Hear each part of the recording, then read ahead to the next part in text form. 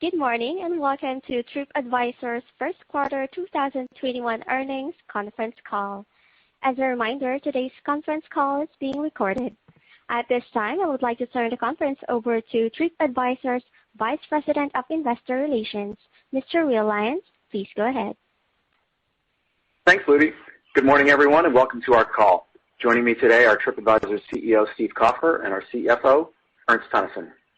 Last night, after market close, we distributed and filed our first quarter 2021 earnings release and made available our shareholder letter on our investor relations website. In the release, you will find reconciliations of non-GAAP financial measures to the most comparable GAAP financial measures discussed on this call. On our IR site, you will find supplemental financial information, which includes reconciliations of certain non-GAAP financial measures discussed on this call, as well as other metrics. I also note that comments we may make regarding cost savings levels referenced on this call do not consider depreciation, amortization, restructuring, and other related organization costs or stock-based compensation. Before we begin, I'd like to remind you that this call may contain estimates and other forward-looking statements that represent management's views as of today, May 7th, 2021. TripAdvisor disclaims any obligation to update these statements to reflect future events or circumstances. Please refer to our earnings release as well as our filings with the SEC for information concerning factors that could cause actual results to differ materially from these forward-looking statements. And with that, I'll turn the call over to Steve. Thank you, Will, and good morning, everyone. Thanks for joining us today. As covered in our shareholder letter last night, I'm pleased to say that consumer demand and revenue performance as a percentage of 2019 levels improved sequentially on our platform in both February and March. This was led by the U.S. market, where vaccination trends accelerated during the period. Traffic to our U.S. hotel pages approached 80% of our 2019 levels in March. Two of our key offerings that lagged last year, our hotel meta search auction and experiences, are showing nice improvement so far this year, again due to increased U.S. activity. Europe lagged due to lockdowns, but demand picked up in April, and we're optimistic for a broadened international recovery as vaccination rates improve. Positive Q1 trends in the U.S. and some other countries contrast greatly with challenges in many other parts of the world, like in India. And I just want to say that our thoughts are with all of our colleagues in India, as well as their families, and of course, everyone who is struggling so hard with this terrible situation. These contrasting trends that we are seeing support our overall view that the road to recovery is in fact uneven. So travel is certainly not out of the woods, but we have a positive start to the year. We remain quite optimistic about the second half of 2021 as the number of people vaccinated increases, countries reopen, and the leisure travel recovery broadens. People want to travel, and we are certain that when they feel safe to do so, they will travel. But the TripAdvisor story is more than just the recovery. We have and will continue to position the business for future growth by leveraging our platform's breadth and our competitive strengths and executing on our strategic initiatives. Pre-pandemic, we grew many offerings by double digits, including our B2B business, display advertising, experiences, and dining. We've been actively improving these products as well as our tech and our go-to-market strategies in order to deliver customers the best experience possible and drive diverse growth. Add to that the innovation that we're bringing to travel in terms of our new subscription product, TripAdvisor Plus. As many of you know from our last quarterly remarks, we see a huge opportunity ahead and fully expect that Plus is going to be a very exciting part of our future. We remain in beta in the U.S. today, but are pleased with our progress as we work to improve the product for consumers and work closely with partners to build out the offering. Converting even a small percentage of engaged TripAdvisor traffic, not to mention the hundreds of millions of visitors per month that are searching on TripAdvisor for hotels and experiences, implies a potential long-term growth opportunity of tens of millions of subscribers and a multi-billion-dollar recurring revenue stream. I'll note that absolutely none of this is possible without the team, and I want to thank everyone at TripAdvisor for their ongoing commitment to helping millions of consumers and partners get back to travel. We've grown accustomed to executing through tremendous unpredictability, and I've been very proud of the continued resilience. I remain very optimistic about what's ahead. And with that, Ernst, let me turn it over to you for some additional thoughts. Thank you, Steve. Good morning, everyone. I first just want to echo some of Steve's comments. Uneven trends and uncertainty persist, but improvements have been encouraging. I remain pleased and impressed with our team's continued operational focus and how they rallied together to strengthen TripAdvisor, not for only a strong recovery, but for the long run. Q1 demand and revenue trends indeed reflected our commentary back in February, with varied stories by geography and by offering. Progress in the U.S. almost single-handedly drove sequential revenue improvements in our business in February, March, and in April.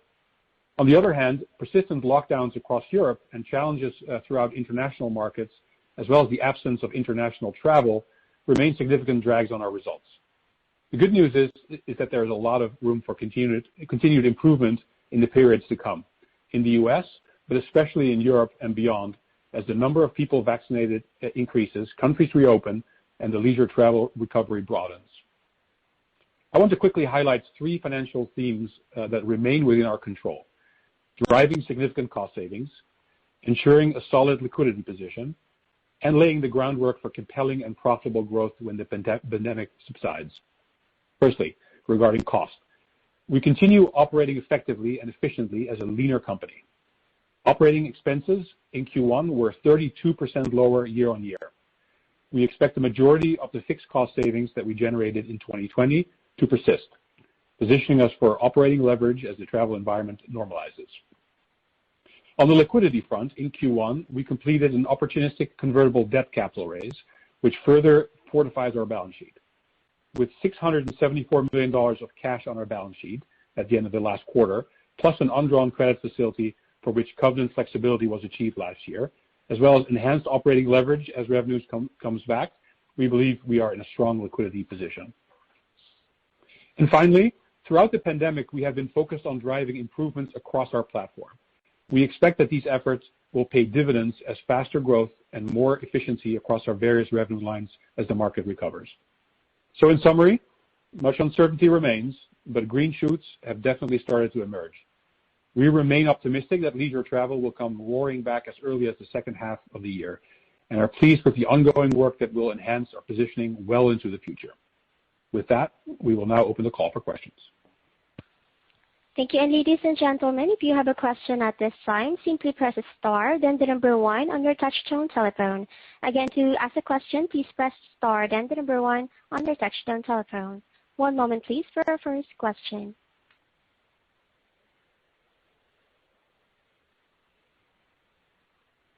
And our first question comes from the line of Lloyd Walmsley of Deutsche Bank. Your line is open.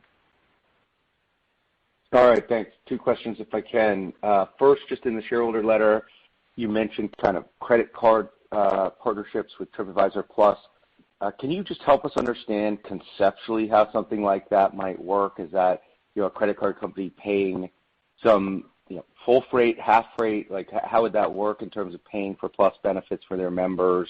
Would it be their cardholders would have to activate it? Would they just pay kind of in blanket? How do those deals work, and what kind of like bounties come with those if you guys can sign up credit cards for them? If you can flesh that out a little bit. And then the second one, just on the U.S. auctions, seems like it's clearly coming back at 80% of April levels, or 80% of 19 levels in April. But that's a little bit behind at least some of the OTA commentary on U.S. booking levels. So wondering if you can help us kind of bridge the timing differences and how you guys think about the category of meta catching up relative to, I guess, OTA bookings and revenue. Thanks. Sure. Thanks, Lloyd. This is Steve. Maybe I'll take the first question, and Ernst will take the second. There's a couple of different ways that we're looking to work with credit card companies. The first could be on the part of a more higher-end credit card that carries some interesting travel benefits already, or maybe a particular financial institution wants to break into that pretty lucrative category of travel. And so the travel reward, or one of the travel rewards with the credit card, would be a subscription to TripAdvisor Plus. That type of model would generally have the credit card or the financial institution paying TripAdvisor on behalf of the customer a perhaps a somewhat discounted off of list price rate, but in fact, every credit card company would, every credit card customer would automatically become a TripAdvisor Plus subscription. That's a great deal for TripAdvisor. It's a way to enhance a credit card in a very meaningful and differentiated way for a financial institution. But obviously, those deals take a little while to put together. I have to find the right partner, and we're still in beta as a product. Another option, certainly being explored with other financial institutions, just simply include a discount perhaps, or a free trial. So a way to get started with TripAdvisor Plus subscription, reaching an interesting audience, and again, it's something that the consumer would likely activate themselves, auto-renew on.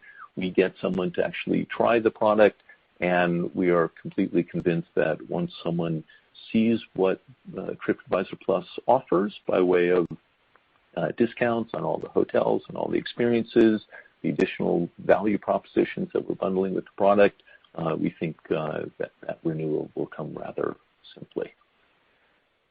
Ernst? Yes. Hello, Lloyd. With regards to the auction, particularly the U.S. auction, seen significant improvement throughout the start of the year.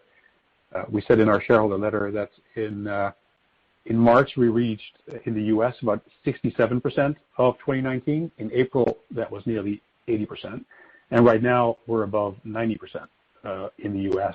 Compared to 2019. So rapidly increasing performance. A lot of domestic U.S. travel that is helping us here, and we're pretty excited about that. The auction seems to be performing very nicely. CPCs are recently roughly at 2019 levels, so the auction is very healthy indeed, and the OTAs obviously are actively participating in that.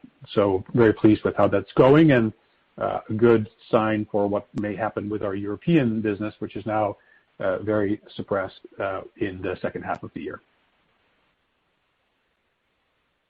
All right, guys. Thank you. And our next question comes from the line of Jason Bazinet of Citi. Your line is open. I just had a quick question on Plus. As you've had discussions with sort of your hotel partners, are there any sort of broad parameters of things they're excited about or concerned about as they sort of contemplate, putting some of their inventory into the program? Thanks. Sure, Jason. Thanks much. We've certainly had quite a few discussions with hotel chains, independent hotels, and we feel we're making good progress. But look, let me just kind of back up and just remind everyone that we're at super early days about bringing this whole new subscription model to travel. And, hotel discounts are obviously a core part of that consumer value proposition. And, in doing so, we're actively engaging with chains and independent hoteliers and listening closely for what they like, areas that that we can improve upon, and ultimately how we get everyone to join the program. We're absolutely dedicated to making it a win for hoteliers just as much as it's a win for the travelers. So what we've learned over the past couple of months is that a number of chains and independent hoteliers really like what we're doing. They're perfectly comfortable with how we're displaying the Plus, how we're merchandising, how we require a traveler to buy a Plus subscription in order to book a discounted rate. And that's what we call a hard gate, and frankly, that's what makes Plus so different from the legacy hotel discount sites. So if you go ahead. Sorry. Go ahead. I was just going to ask you, if you had to sort of rank order, the risks of this not achieving your expectations, what would sort of be at the top of the list and what's at the bottom? Sounds like the value proposition to the consumer is easy, right? So that one doesn't seem to be a constraint. What would be towards the top of your list of the things that you're more nervous about? Yeah, it's a great question. I do think a lot about it because I love trying to kind of punch holes in our thesis going forward. And we have the traffic on the site. We shouted about the 160 million shots on goal of people that are clicking on our Metalinks in 2019. It's a great opportunity. We're signing up independent hoteliers, and they're comfortable with the product. We've had some pushback from some chains, but they really don't speak with just one voice. So a number are coming forward saying, hey, it's exciting. Let's enter negotiations. We see this as a great channel for TripAdvisor for themselves, and they want to make sure their properties essentially get their fair share of bookings from this product. Other chains are a little bit more nervous about how we're showing the rate, and we've taken that as great sort of constructive feedback, and we're addressing it. So we're in conversations with, I don't want to say every single chain, about what it'll take to make them feel very comfortable about joining the program. You asked me about concerns, and I just kind of want to make the point that we don't need universal coverage for this product, because we have travelers going to, say, Cancun, and they want to see some amazing deals, and we want to present dozens of deals, but we don't need to display hundreds of deals. And if you think all the way back to Instant Book, it was kind of different back then. But here, we're able to promote the deals that we're getting from chains or independents, wherever we get them. And the kind of the better the deal, the more we're interested in promoting it to the traveler. And we've seen over the past several months, travelers saving literally, more than our best savings is more than $1,000 every single day since we launched the product, and like pretty compelling numbers there. And so when we talk about the demand we already have on the site, I believe, and partnerships, which I'm happy to go into more. On the supply side, we have independents joining. We have good progress on negotiations with the chains, and some of the chain, and we want to make sure that we have participation from as many as we can, because some of those chains have the absolute best properties around. And so we want every property to be able to join the program. But the point I was trying to make is we don't need every property. We just need a few dozen in all the geographies that people are traveling to. So it may take a little longer than others for some of the chains to hop on board to see the benefit, but we want to make sure all of their properties, again, get the share of bookings that Plus will be driving. It's great color. Thank you. And our next question comes from the line of Richard Clark of Bernstein. Your line is open. Hi there. Thanks for taking my questions. A couple, if I may. You provided some very helpful color there on where we are in terms of U.S. bookings, both for the auction product and the experiences. Would it be possible to get kind of a similar commentary for the rest of the world in aggregate, or broken it down? Are we seeing any progress as we've kind of exited the quarter outside the U.S.? And then maybe just a quick follow-up on the Plus product. I think we've seen a few comments that supply has come down a little bit over the last month, and there isn't as much into Memorial Day as there was a couple of months ago. Is that just a natural result of the shift from wholesale supply to direct partnership supply? And where are you in that process of shifting to that direct partnership supply? Yes, thank you, Richard. I'll start with the commentary about outside the U.S. Much more muted, more like Q4 throughout Q1. More green shoots more recently, starting in Q2 in April and in May, but more depressed in the U.S. because of the lack of the rollout of the vaccine in Europe and the lockdowns, many lockdowns by countries. But it is starting to change. We see that the UK is very much ahead with the vaccines, and travel intent is increasing there. We see a thawing in our restaurant business. And reminder, last year, as soon as the restaurants opened in Europe, our Fork business bounced back to 2019 levels very quickly in last Q3. We're starting to see restaurants open. There is a timetable for restaurants to open in Europe now, which is in the next few weeks in most countries. Italy is partially open, Spain's partially open, and in those markets where we're partially, UK has just opened.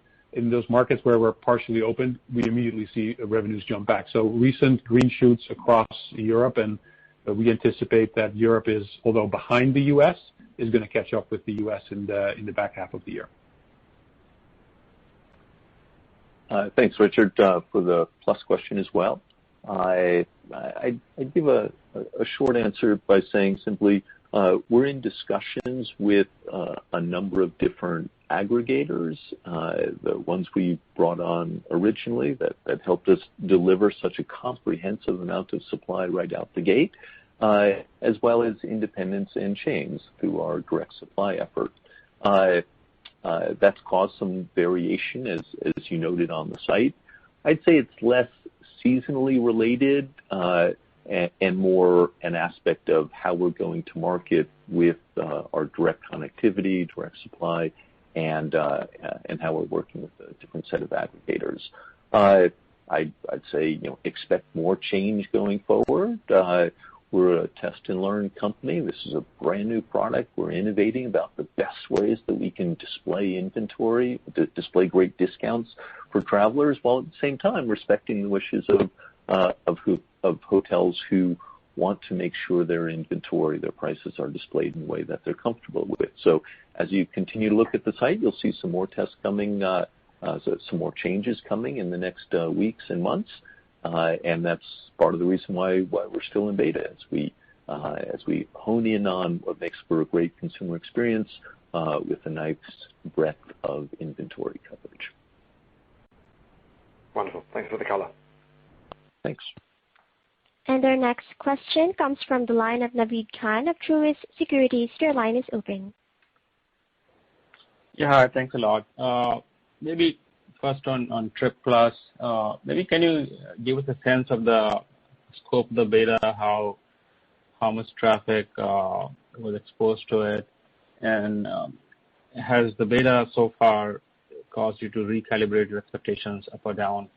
Any color on that would be great. And then on the Plus traffic still, I think last time you disclosed more than 100,000 properties. Do you have an updated number you can share? Has that number grown versus when it was previously?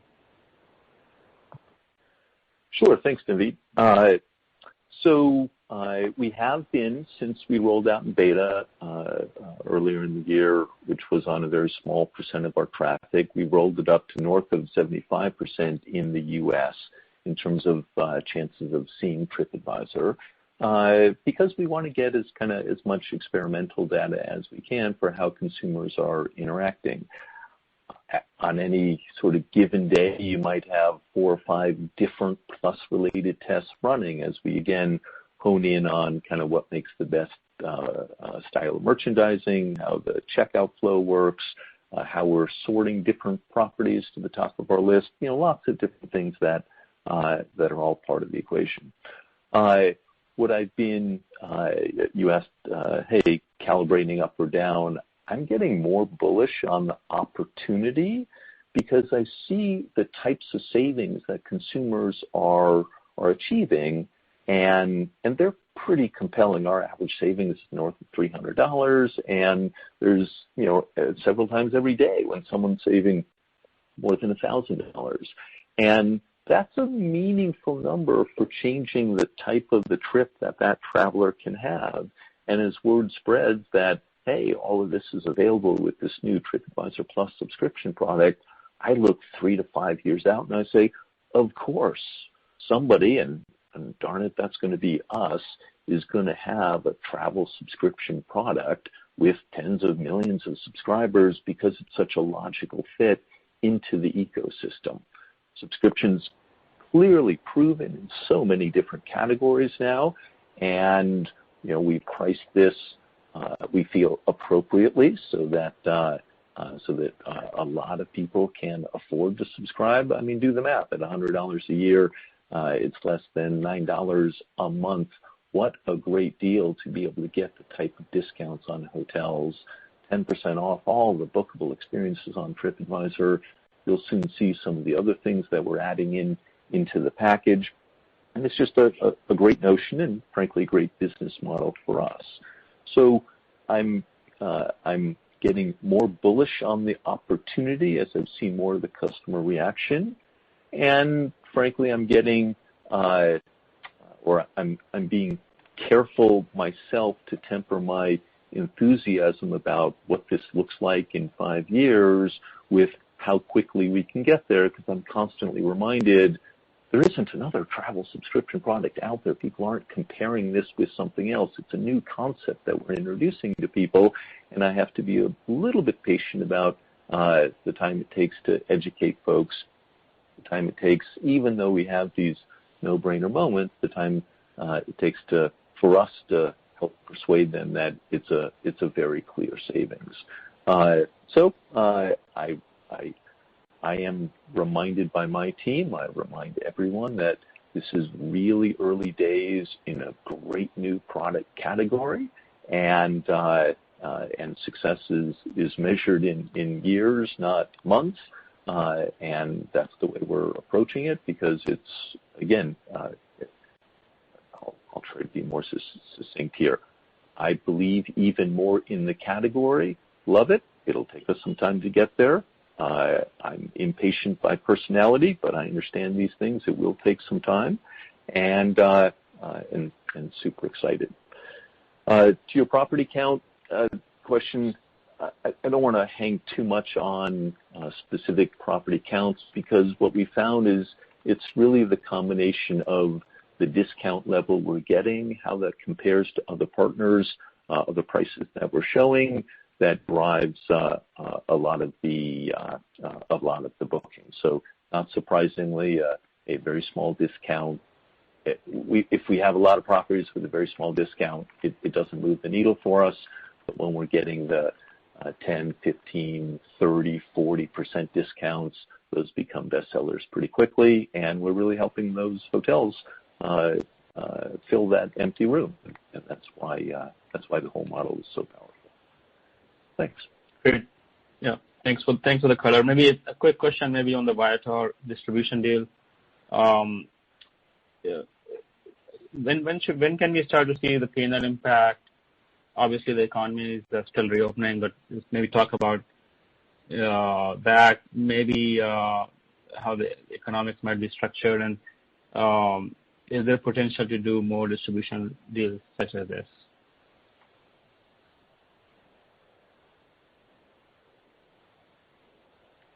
Sure. So I'll try to answer that, and then I'll let Ernst comment. Part of Viator's business model is as a player for all the different points of sale, and so whether that be a Booking.com, an Expedia, other OTAs, including kind of the traditional offline travel agencies. So they're very good at, we are very good at distributing that type of inventory. And again, it's early days in the recovery of all experiences. Thrilled with the partnership with Booking.com. Great company to work with. Obviously, we worked with them for a long time. They're excited on the experiences side. They have some of their own plans, and we're able to complement globally for them, and that's, from our perspective, quite exciting. Ernst, do you want to add anything? Yeah, I would add is the fact that we are able to do distribution deals like this is a reflection of the power of the supply aggregation that we put in place with Viator, second to none across the world, and we have very attractive connections with very attractive supply in experiences. And that makes a partnership with players like Booking an attractive proposition for both sides. It will allow them to scale their experiences business faster, and will allow us to create even more scale in our supply aggregation. Great, thank you. And our next question comes from the line of Deepak Mathivanan of Wolfe Research. Your line is open. Hey guys, thanks for taking the question. A couple ones. So first, can you talk about the auction participation at this time? Are you seeing more participants come in, either hotels or more OTAs beyond your large partners? Just trying to get a sense of how various players are reacting during the rebound and what the marketplace could potentially look like, post-recovery. And then second one on Plus, I know it's a small data point given it's a beta right now, but as you assess the ROIs based on early data, how are you thinking about currently the potential cannibalization of Meta revenues because of this product? Thank you.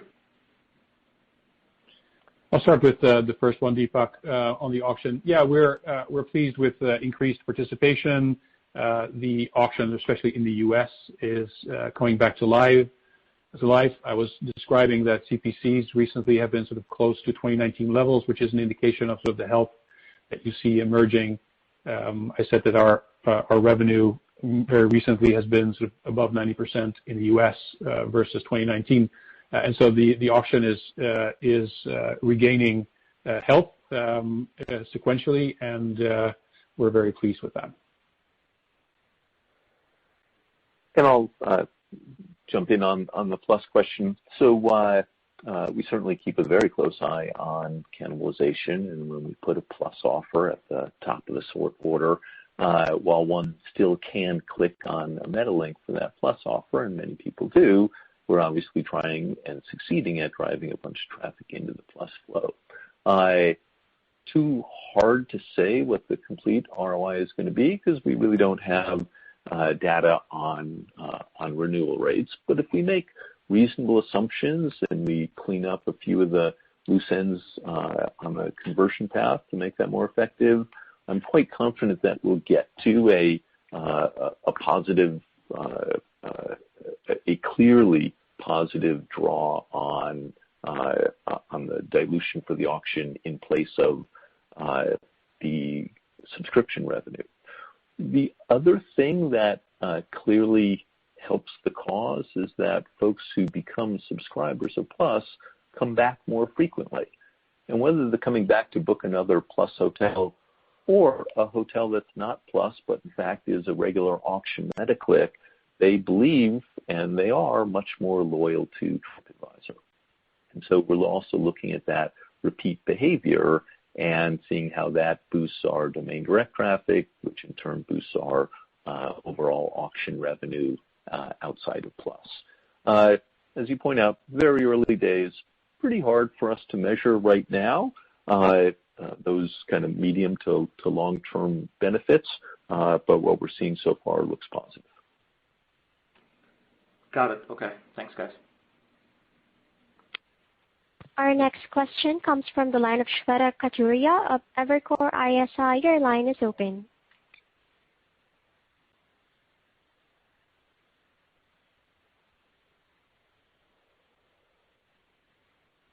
Shweta Khajuria, your line is open. Oh, I'm sorry. I was muted. Can you hear me?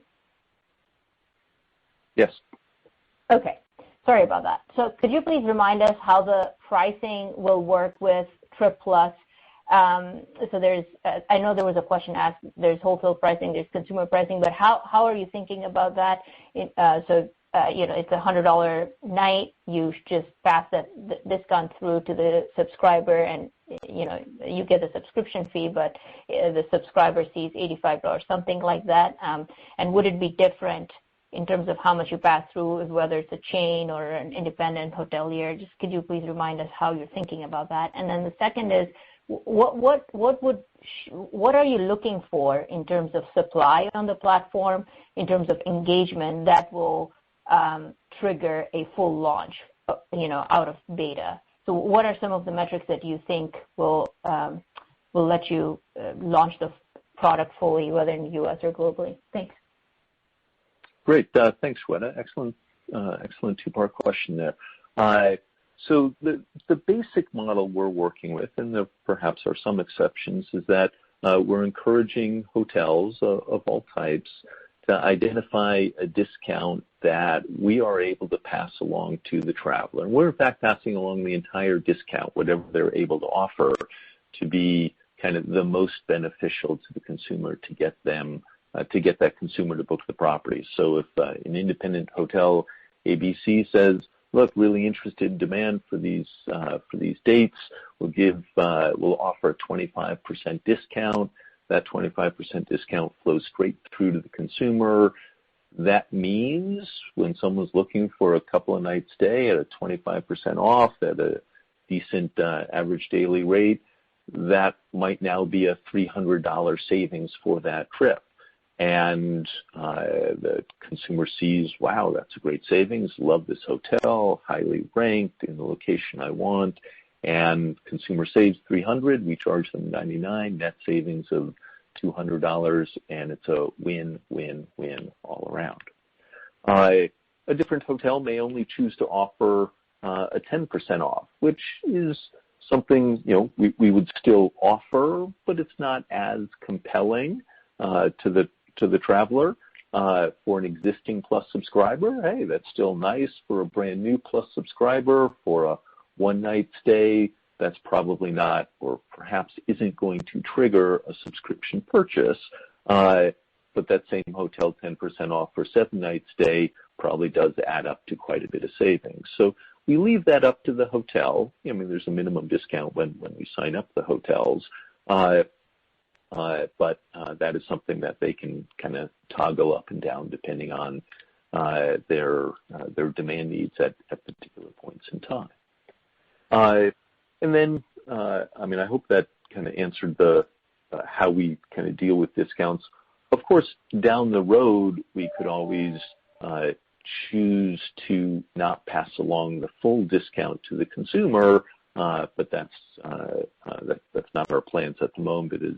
As we want this to kind of catch fire with consumers as quickly as possible. Maximizing the discount is one way to do that, and we're still making our money on the subscription and growing that recurring revenue stream. In terms of the Plus supply / launch criteria, supply is one aspect of it. We're looking to kind of hone the consumer experience, kind of make the conversion flow as straightforward as possible. Make sure all the ticks and ties, the nuts and bolts of building this and making sure it's working on all of our devices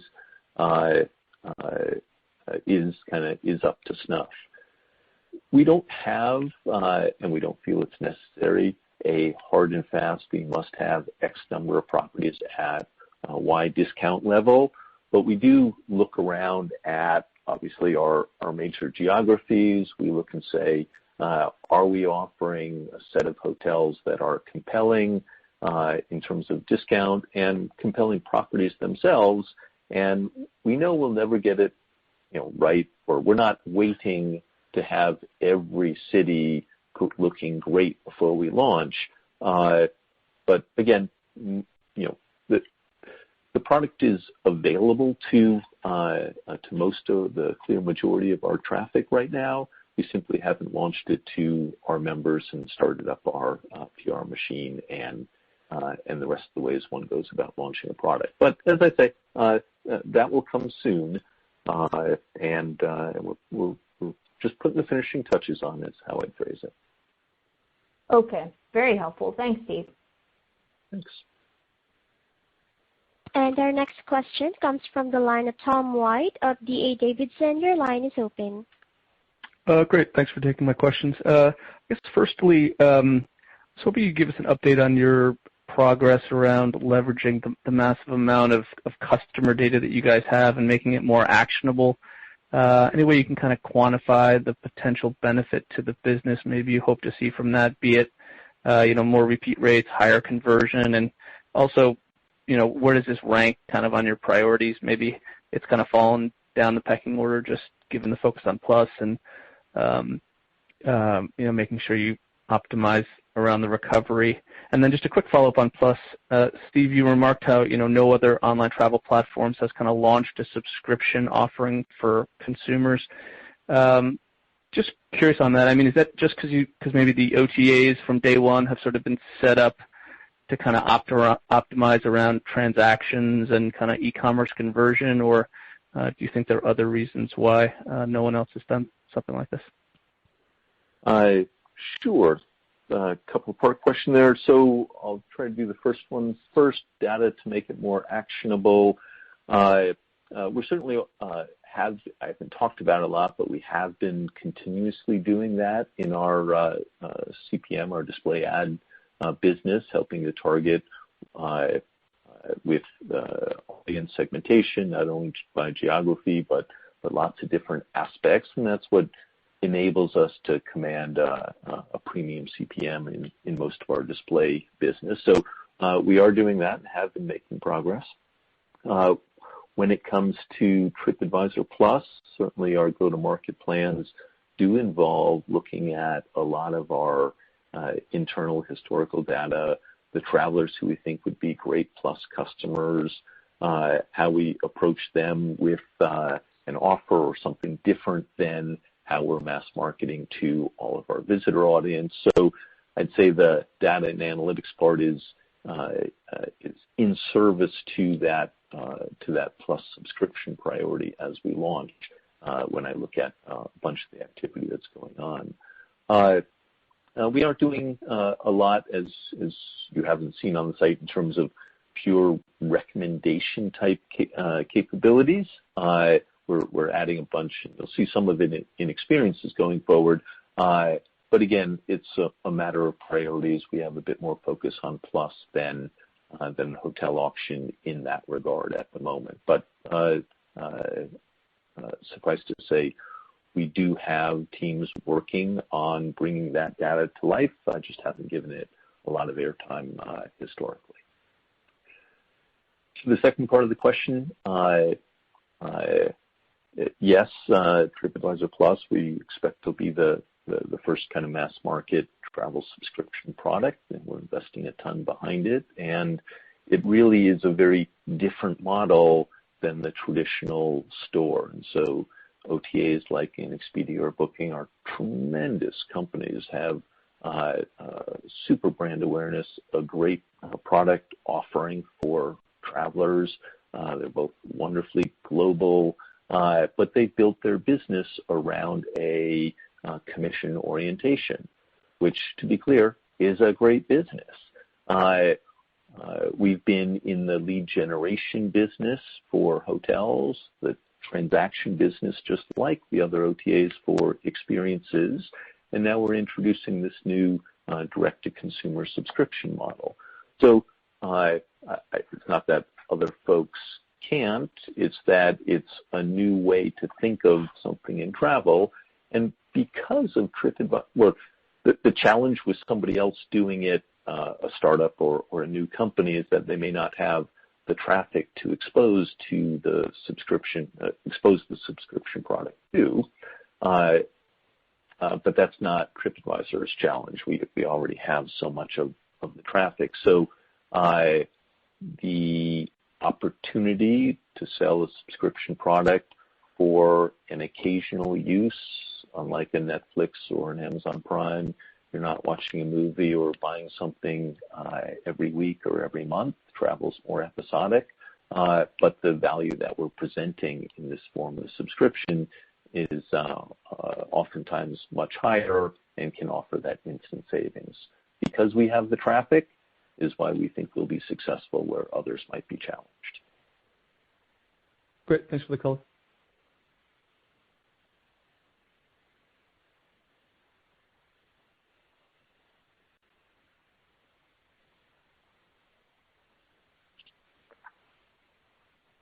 And our next question comes from the line of James Lee of Mizuho Securities. Your line is open. Great. Thanks for taking my questions. A couple questions on Plus here. Maybe can you guys talk about the checkout process here? Is the entire sign-up and booking flow on your website, or do you need to actually click out a website here? And just curious, what is your cancellation policy for membership?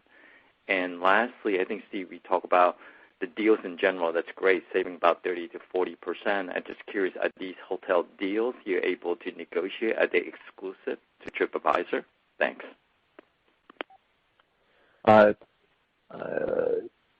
Great.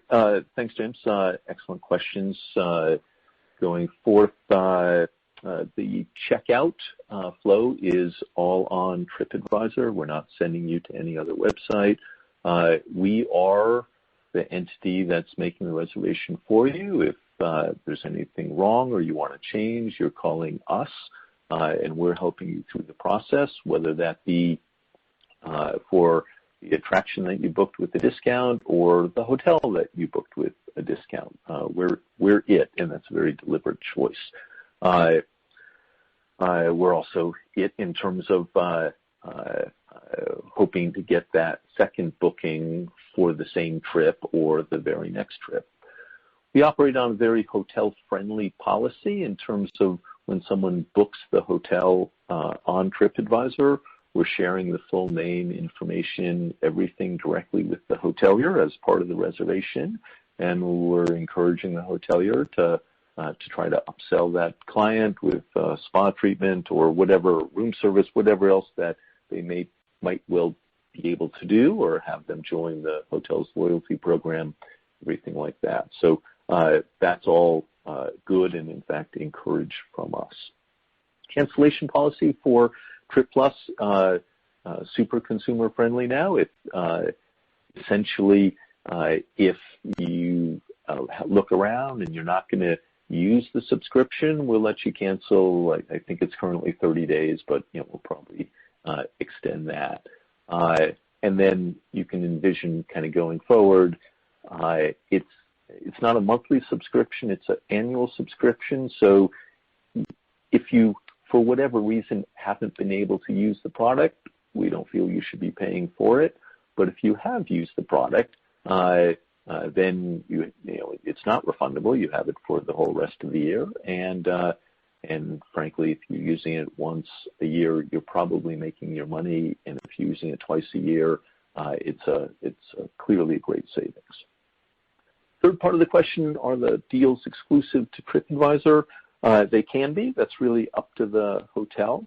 As we contract with the hotels, we are not demanding that it be exclusive for other channels. But what's going to happen is that if a hotel offers us a 15% discount to be part of Plus, and they simultaneously give that 15% discount to an OTA, then it will never be merchandised on TripAdvisor as a Plus deal, because it's not cheaper than what's showing up in our meta auction. And the reason, again, we're different is because we're requiring our travelers to buy the subscription product before they can book this discounted hotel.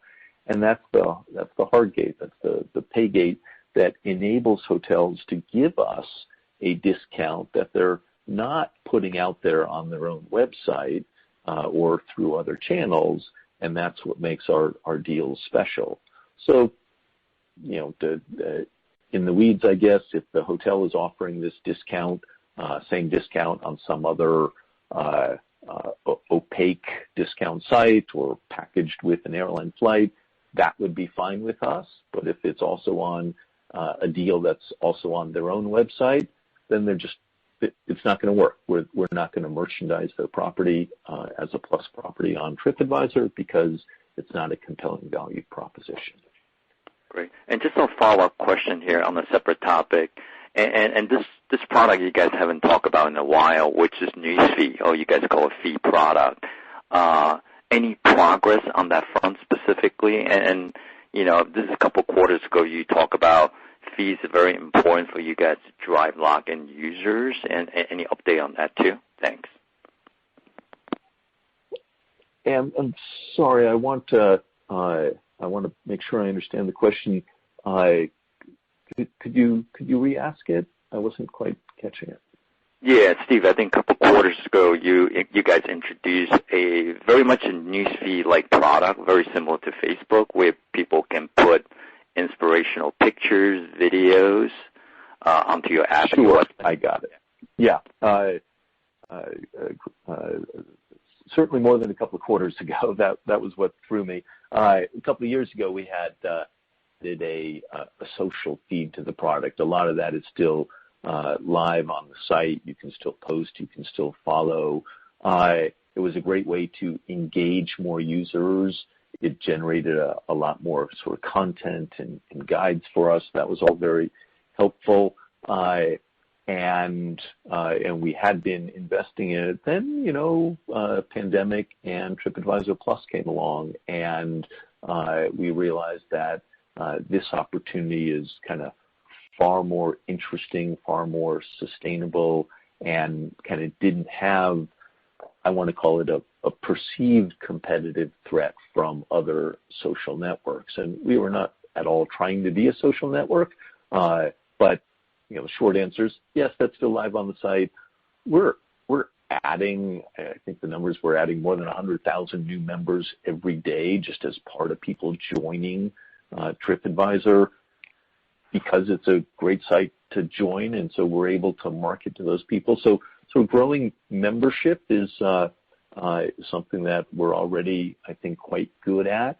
Engaging those members in our newer offerings like TripAdvisor Plus and our focus on experiences, I think, is the fun part of the game right now. So at the end of the day, we look at how can we best deliver an amazing vacation, amazing travel experience to consumers. And we're doing that with the content on TripAdvisor, the content you're used to in terms of reviews and photos, the new content, the guides, and the new ways we're educating users about destinations, the new COVID information that we're adding, as well as, obviously, Trip Plus, the ability to save a ton and have a much better vacation because of your ability to stay an extra night or to take that extra special tour, to otherwise see the location in a way that you hadn't been able to before. Thanks, Steve.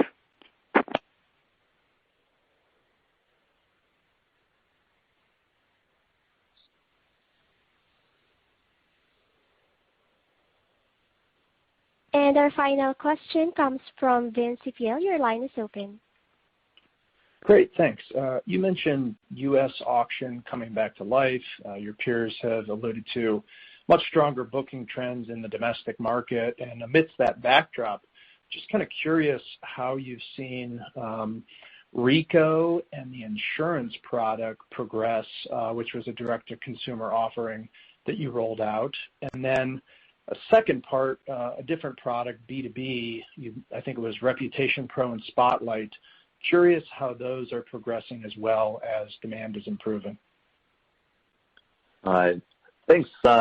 Excellent questions there. So Reco, really fun product, but definitely aimed at the bigger, usually more international trip. It's where you get to connect with a travel agent that's really an expert, or a trip designer we call them, really an expert in the field that you're interested, the type of trip that you're taking, and people have not been taking those types of big trips over the past couple of quarters. We launched the product, right as the pandemic was starting, and we did not, we chose not to put the product on ice and wait. We chose to continue to iterate and improve, even though we didn't have a lot of usage. And so now, as travel comes back, as Europe says they're open up to U.S. travelers this summer, we look forward to being able to really give the product a great test run out there with tons of users connecting and looking at, and hopefully the NPS scores that we're seeing continue to shine and let that product sort of gain some organic traction. For the second part of your question on the B2B side, Spotlight, Reputation Pro, excellent products. Again, launched, revamped in the middle of a pandemic when it's both tough to reach hoteliers as well as tough to sell something new to them. So I think the 2021, certainly the back half here, will be a great time for us to be looking and saying, how are these doing? We're able, hotels are clearly opening up. Demand is growing here in the U.S. We're getting some stronger upticks of interest now, at least in the U.S. But it is a worldwide product set, and so it'll be a great question for us to update you on in another quarter or two. It's been slow over the pandemic time, but we're not discouraged because we actually think these products, or we know these products are really quite valuable to the hotels that we're selling to. And Vince, as we are sort of filling out the tour of all the different revenue lines, I also want to highlight experiences, which we haven't talked about. We talked a bit about the Viator deal, but experiences is really a highlight in this past quarter, and right now, experiences very much lagging in 2020 during the 2020, but really coming to life in the U.S. This quarter. We said in our prepared remarks that U.S. point of sale booking levels reached 50% of 2019 in March. That was substantially up from early in the quarter and from before, and has moved further up in April and now into May. And the U.S. as a destination has been very powerful for us and a good driver of the business. So experiences coming back to life, and we're looking with enthusiasm what we can do for the rest of the year there. Thanks for all the detail. Thank you. And there are no other questions at this time. I will now turn the call over back to Steve Kaufer. Super. Thank you, everyone, for joining the call. Time and time again, travel has rebounded and travelers have come back to TripAdvisor. We'll continue executing our strategy and ensure TripAdvisor plays an influential role in travel's recovery. Again, I want to thank all of our employees globally, as well as all of our TripAdvisor customers worldwide. I also want to thank our shareholders for their shared belief that TripAdvisor can play a key role in shaping travel in the years ahead. Please get your vaccines and stay safe. I look forward to updating everyone on our progress next quarter. And this concludes today's TripAdvisor's first quarter 2021 earnings conference. You may now disconnect.